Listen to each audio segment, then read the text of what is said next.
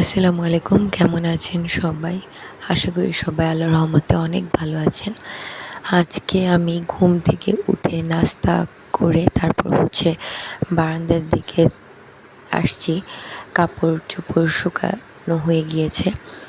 তো দেখুন আজকে অনেক রোদ, খুব সুন্দর লাগছে ঘরটা। তো আমি কখনো ঘর তেমন একটা দেখাই না, কারণ একই জিনিস আর আমি যেহেতু হাত দিয়ে ভিডিও করি, তো আমি ওভাবে করে কী করছি সেটা তো দেখানো হয় না। আমাদের বাসায় একটা প্রবলেম আছে, সেটা হচ্ছে যে এই যে দেয়ালগুলো একদম চুন খসে পড়ে গিয়েছে, ড্যাম খেয়েছে আর কি।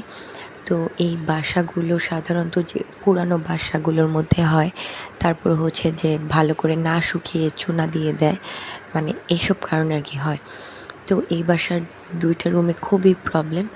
তো আমরা বাসাটা ছাড়বো বলে আর ছাড়া হচ্ছে না, কারণ আমার ছোট বাচ্চাদের নিয়ে বাসা ছাড়া খুবই ঝামেলা। বাসা খোঁজা, তারপর মনের মতো পাওয়া, সেটাও খুবই কষ্টকর। আর আল্লাহর রহমতে এই বাসাটায় কোনো সমস্যা নেই, শুধু 6 তালা, খুব কষ্ট হয় উঠতে। আর আরেকটা সমস্যা, এই যে চুনগুলো খসে পড়ে বিছানায়, ঘরে। তো ছোট বাচ্চা ওরা মুখে দিয়ে ফেলে। এর আগে ছোট বাচ্চার ডায়রিয়া হয়েছে, তারপর নিউমোনিয়া হয়েছে। তো এগুলো কিন্তু নিউমোনিয়ারও কারণ ধুলাবালিতে বা এগুলাতে কিন্তু নিউমোনিয়া হতে পারে, হ্যাঁ। কারণ যে বাচ্চাদের নিঃশ্বাসের সাথে এগুলো কিন্তু চলে যায়, পরে কিন্তু বাচ্চাদের অস্বস্তি লাগে, বাচ্চারা অসুস্থ হয়ে পড়ে। তবে রোগ ব্যাধি সব কিছুই আল্লাহর কাছে বলে আসে, বা সুস্থতা অসুস্থতা আল্লাহর নিয়ামত। কিন্তু যে দেখেন, আমরা কিন্তু সুস্থভাবে বাঁচতে চাই সবাই। যদি আমরা একটু সতর্ক থাকি তাহলে কিন্তু আমাদের আর এই প্রবলেমগুলো হবে না, তাই না? তারপর এই তো আমার রান্না বান্না শুরু হয়ে গিয়েছে। তারপর ওর বাবা আজকে বেশি কিছু আনেনি বাজার থেকে। ঢ্যাঁড়স আনতে বলেছিলাম, আর শসা। তারপর আজকে গরুর মাংস রান্না করব। তারপর টুকটাক ডাল আছে, বাসি টুকটাক তরকারি আছে, ওগুলো খেয়ে নিব। আর গরুর মাংস আমার ছোটো বাচ্চা খেতে পারে না, ওকে ডিম ভেজে দিব, পোস্ট করে দিব। আর আরেক বেলা যাই দেই আর কি। তো ঢ্যাঁড়স পচাগুলো বেছে ফেলে তারপর ফ্রিজে করে রেখে দিয়েছি। আর গরুর মাংসর পেঁয়াজ লাল হয়ে গিয়েছে, মশলাগুলো দিয়ে দিয়েছি। তারপর বাটা মশলা আস্তে আস্তে সব অ্যাড করব।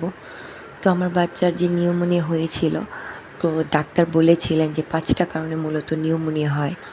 অতিরিক্ত চিল্লাচিল্লি থাকে যেসব বাসায় কন্টিনিউয়াসলি ছোটো বাচ্চা জন্মের পর থেকেই বলেন, বা আগে থেকেই অনেক কোলাহল থাকে, শব্দ থাকে, ওসব কারণে হয়। তারপর ধুলাবালি থেকে হয়, যেমন ধরেন চুনা থেকে কিন্তু ধুলোবালি মিক্স সব কিছুই পড়ে, তাই না? দেয়ালগুলো তো আমি দেখিয়ে দিলাম। তারপর অপরিষ্কার থাকলে হয়, ঠিক আছে। তারপর অতিরিক্ত ঠান্ডা থেকে হয়ে যায়। তারপর আপনার অতিরিক্ত গরম থেকে হয় না, কিন্তু অতিরিক্ত ঠান্ডা থেকে হয়। তারপর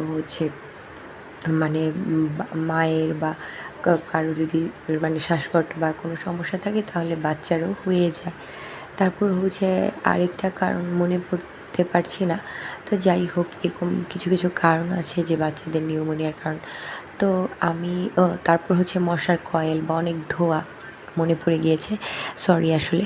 তো ধোঁয়া, যেমন লার্কি চুলায় রান্নাবান্না করা হয়, বা অনেক বাসায় দেখা যায় অনেক রান্নাবান্না চলছে কিন্তু অ্যাডজাস্ট ফ্যান অন করা হচ্ছে না, বা অ্যাডজাস্ট ফ্যান নেই, বা অ্যাডজাস্ট ফ্যান নষ্ট হয়ে গেছে, তারা খামখেয়ালি করে লাগাচ্ছে না, বা অনবরত তারা কয়েল ধরাচ্ছে, মশারি ব্যবহার না করে কয়েল ধরাচ্ছে। কয়েলের ধোঁয়া কিন্তু ঘরে পুরা বড় ছোট সবারই খুব ক্ষতিকারক ভাবে প্রভাব ফেলে।